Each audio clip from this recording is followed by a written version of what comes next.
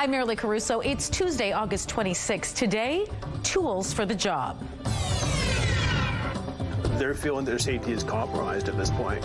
Why the Postal Workers Union is demanding better safety measures for mail carriers walking Winnipeg neighborhoods.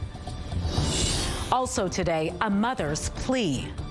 Some days I don't sleep at night. I pray every day that somebody says something. A Manitoba woman asked for help 2 years after her son's murder. Plus, a sign of the times. I just really feel like the community likes it as much as I do, and they seem to be taking good care of it. How a Winnipeg community got together to restore a Garbage Hill landmark.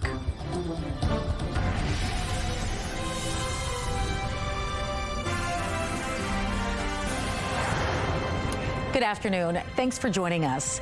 They're chased, screamed at, and sometimes assaulted, sustaining severe injuries, which is why the union representing postal carriers in Winnipeg is demanding more safety measures. Standing by to explain is CTV's Catherine Dow. So, Catherine, what is the union saying?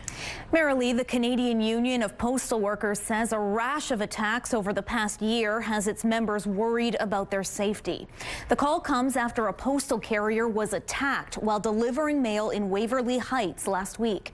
The carrier was pushed to the ground and assaulted, sustaining minor injuries.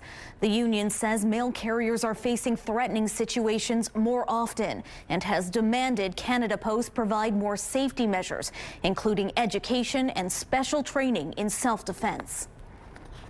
I think it's a skill, that necessary skill that most people should have, and it's less invasive. We don't want to use weapons. That's not what we're looking for. We're looking for ways to defend ourselves in case we're in a precarious place. And Union President Sean Tugby says carriers are allowed to carry only pepper spray and air horns to fend off dogs.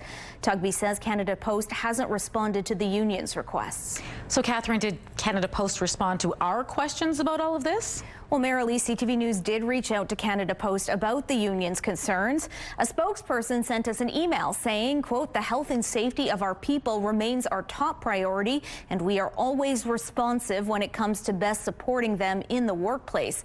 They add, employees are equipped with tools and receive regular safety training on de-escalation and self-removal from dangerous situations. Employees are also empowered to decide whether to temporarily stop deliveries if they do not feel safe in certain situations. And CTV's Joseph Bernacki is working on this story today. Watch his full report on CTV News tonight at 6. All right, looking forward to it. Thanks, Catherine. No problem. The family of a Norwegian hiker whose body was recovered Sunday in the far north says an autopsy shows the man drowned. A family spokesperson says police told the family Stefan Skyttelvik's autopsy is complete and he drowned. The 29-year-old was on a cross-continental journey of the Canadian wilderness when he set out on foot from Fort Severn in Ontario to York Factory. Manitoba investigators had said Skyttelvik may have tried to cross the swift-moving Hayes River and got swept away.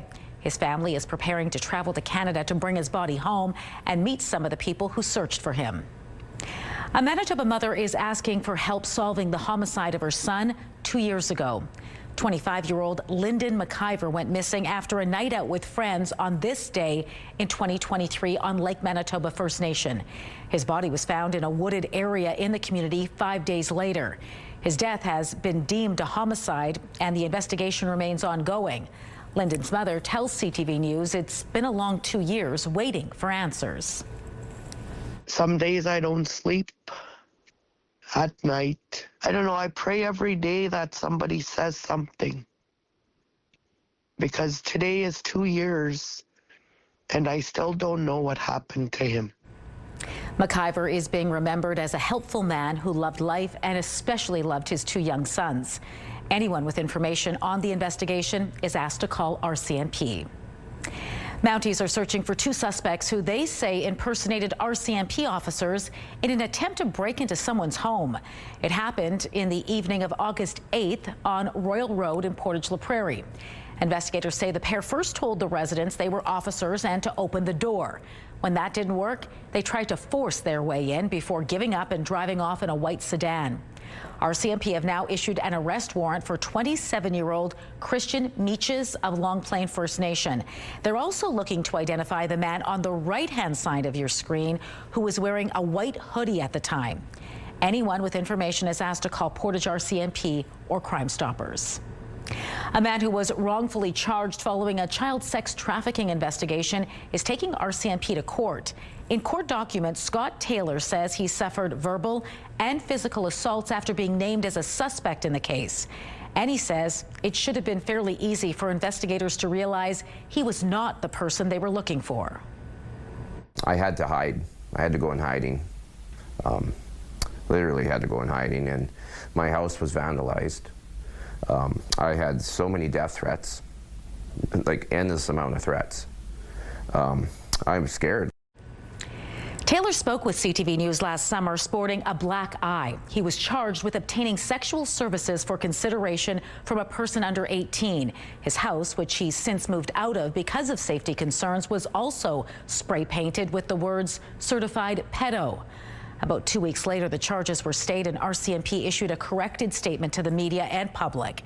In his statement of claim, Taylor alleges a complainant told police one of the suspects had his name, but also had a beard, worked for Canadian National Railway, and had lived with the complainant's mother. Taylor says none of that evidence applies to him, aside from the name, which he says is fairly common. And investigators should have figured that out before arresting him and making the charges public. The Attorney General of Canada is also named as a defendant, as Taylor's suit alleges the Crown prosecutor should have stayed the charges sooner. He's seeking unspecified damages for mental suffering, loss of income, legal fees, and general damages. Winnipeg saw the highest number of people experiencing homelessness at a single time last fall than in the past 10 years. That's according to End Homelessness Winnipeg, which just released the results of last November's annual street census.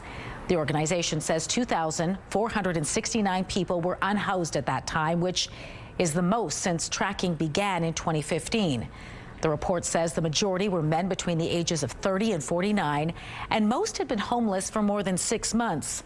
The vast majority, nearly 8 in 10, were Indigenous.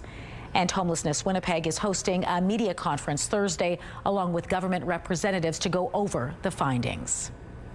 A new survey suggests strong support for 3 methods to improve nurse recruitment and retention in our province. The findings are detailed in a Leger survey commissioned by the College of Registered Nurses of Manitoba. 1,600 registered nurses or nurse practitioners were polled for the survey. Respondents were most in favor of addressing workplace conditions, followed by boosting support for new nurses and increasing the number of seats for nursing programs. I think what we have to do as a regulator is understand how we support employers and those nurses and others in making sure that the training that they get really does help them, build that broad level of understanding they need to be an effective care provider. The online survey took place between June 1st and 11th. No margin of error can be assigned with non-random samples. The window to sign up for swimming and skating lessons opened up at 8 o'clock this morning, and demand was fierce. The city says by noon, 87% of the available swimming lesson spots had been taken. Fall skating lessons, 71% full. In total, more than 13,000 registrations have already been made for fall and winter activities. Registration is still ongoing, and people living outside the city will get their chance to sign up on Thursday. Voters in Spruce Woods are heading to the polls today in a provincial by-election. Polls are open until 8 o'clock. The seat has sat empty since March, when Grant Jackson resigned to run for the federal Conservatives. Spruce Woods has long been a stronghold for the Progressive Conservatives, who have never won less than 60% of the vote. But this time, the governing NDP is entering the race with some momentum, riding high in province-wide opinion polls and making a series of promises in the area. The result won't change the balance of power, though, at the legislature. The NDP holds a comfortable 34 seats compared to the Tories' 20. You can watch for the results tonight on our website, ctvwinnipeg.ca, and tune in to CTV News at 11:30 for the results. All right, let's bring in Colleen Brady now and get a first look at your Skywatch evening forecast. What is the forecast for anyone heading out to the polls in that by-election? Very nice. It's been a very warm day. If you've been wondering if this is it for summer, it is not. Summer returned with a vengeance, at least the summertime heat across the south. Winnipeg, we got up to 27. Brandon all the way up to 28 this afternoon. So yeah, if you are in that Spruce Woods constituency, it will be a nice night to get out and vote. And if you're wondering when will this heat start to back off, well, I'll tell you what, we have a long weekend coming up, the Labor Day long weekend, which will mark the beginning of meteorological fall, which I'll get into, but it won't feel like fall. It will be quite warm. More on that coming up, but let's take a look right now through the bath fitter. Hang on, let me try that again. Bath fitter, your bath and shower experts for more than 40 years. Sometimes you say it and you just got to remind yourself what you're saying. 27 degrees under a mix of sun and cloud. It feels like 32. Light winds out of the west at 9 kilometers an hour. The pressure's dropping and the humidity is 49%. I can tell you this much. A live look out onto Portage Avenue, east and westbound. Traffic is quite light, actually, in both directions at this point. No outstanding stalls or crashes to pass along to you right now. If they can see it, they can be it. And they can be the next Brooke, Victoria, or Summer. How an incredible year so far for Canadian women in sport could inspire a new generation of Canadian girls.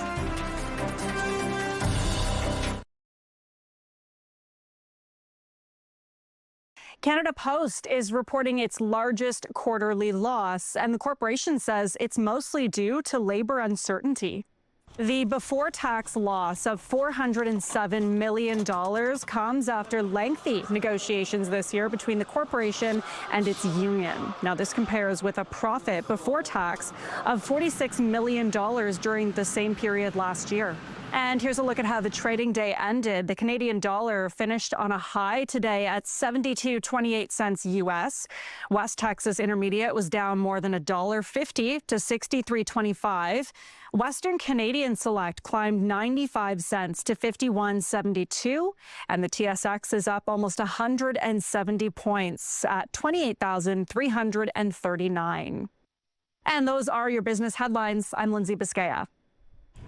This has been an incredible year so far for Canadian women in sport. The latest major win, golfer Brooke Henderson, who won her second Canadian Open this weekend, marking a major comeback. This as the spotlight was also on another Canadian athlete Monday, a young tennis phenom who took to the court at the U.S. Open. CTV's Jonathan Valley-Rao has more. For Brooke Henderson, it was a moment to embrace after a masterful performance on home soil. The pride of Smith Falls, Ontario, back on top and showing once more why she's Canada's most successful golfer ever. Like, super excited that this actually happened. It's like a dream come true again. The win marking her 14th on the LPGA Tour and ending a 2-year drought. She first won the Canadian Women's Open in 2018, and to do it again at age 27 is remarkable. You can't help but reflect on how the young up-and-coming talent has been inspired by Brooke's accomplishments. Look at McIntosh go. That accomplishment follows others by women athletes this year. Isn't she amazing? Including Toronto's Summer McIntosh, who made a splash in Singapore, claiming 4 gold medals at the World Aquatics Championship. Last month, Olivia Smith from Whitby, Ontario, became the most expensive player in women's soccer history. Transferred from Liverpool to England's Arsenal for $1.8 million Canadian. And then there's Victoria Mboko, also 18, who weeks ago stunned the tennis world, winning at the Canadian Open in Montreal. Though it fell short of expectations as she appeared at the U.S. Open for the first time, dominated by her Czech opponent, a 2-time Grand Slam champion. Still, for Canadian women in sport, it's been an incredible and inspirational run. What we can speak to is hoping that this is going to change participation rates for girls in sport in the future. If they can see it, they can be it, and they can be the next Brooke, Victoria, or Summer. As for Brooke Henderson, she kept saying her latest victory seems surreal, calling it a huge win for Canada and Canadian golf. John Valley-Rao, CTV News, Toronto. Almost 20 of Winnipeg's best restaurants all gathered in one place. We'll tell you where you can enjoy this giant food festival this long weekend.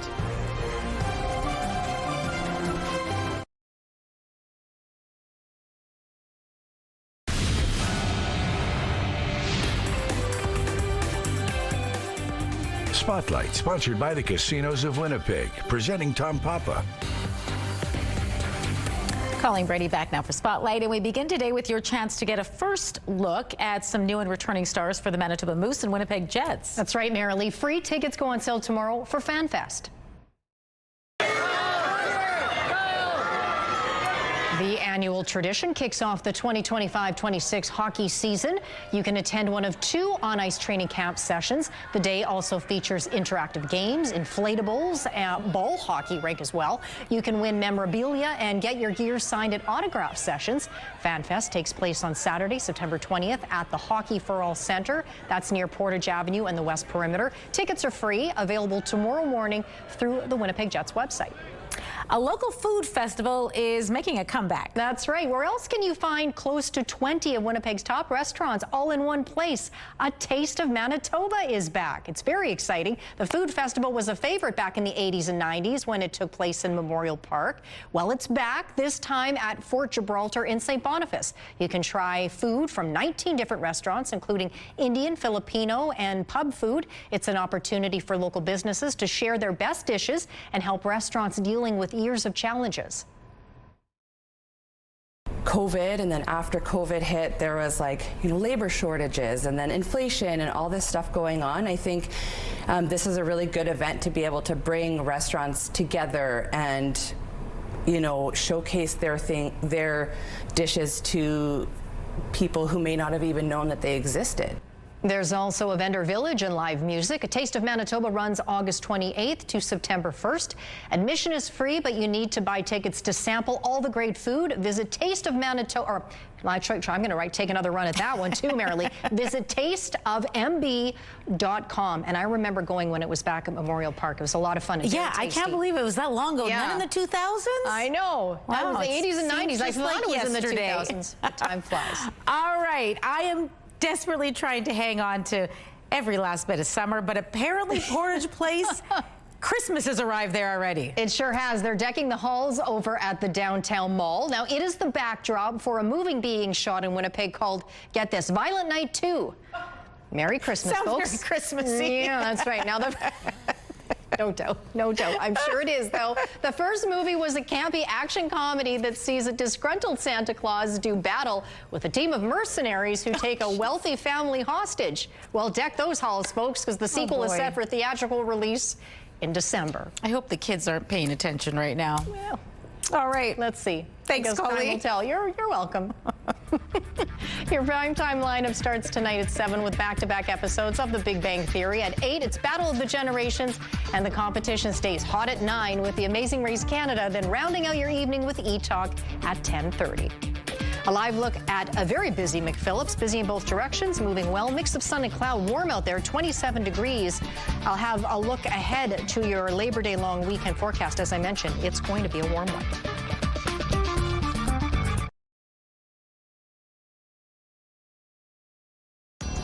Women's clothing provided by RW & Company. Salon services provided by S&T Spa Salon.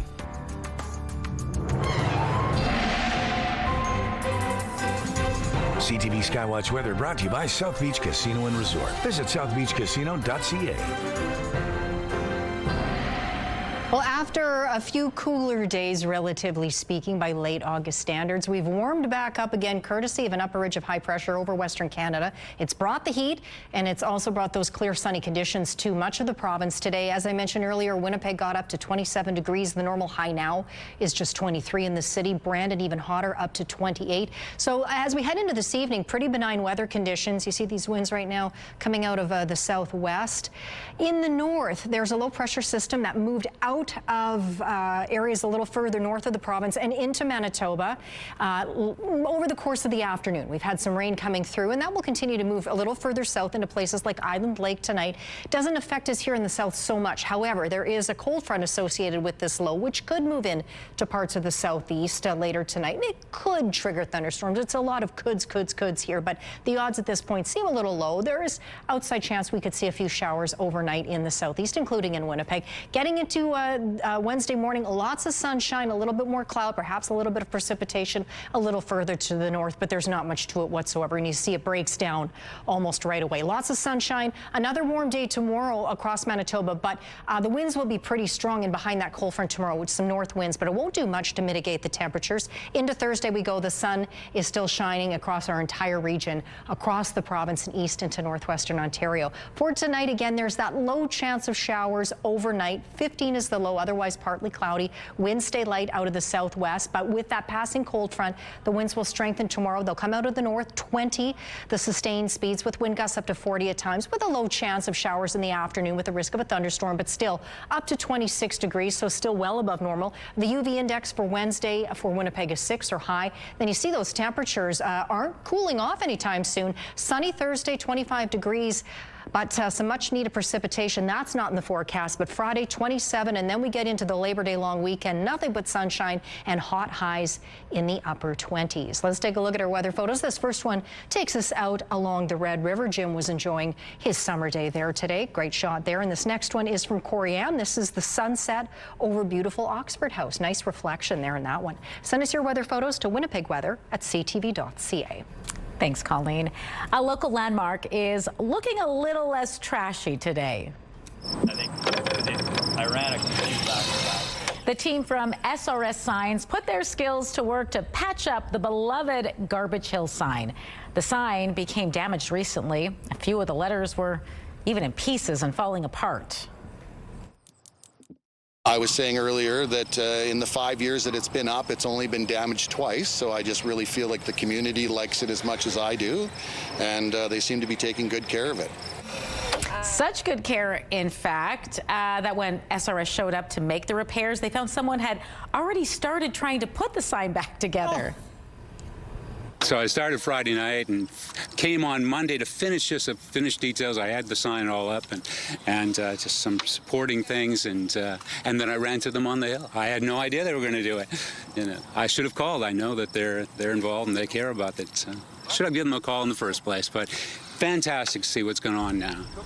But rest assured, the iconic sign is back in pristine condition tonight, keeping a watchful eye on the neighborhood. Looks sharp. It does. It's our own little Hollywood sign. That's right. Love it. Way to go to everyone there, making sure it lives another winter. That's right, including the impromptu repairman. Right. Love that title. All right, that does it for us this hour, but don't go far. We'll be back at 6 with more local news. Hope to see you then.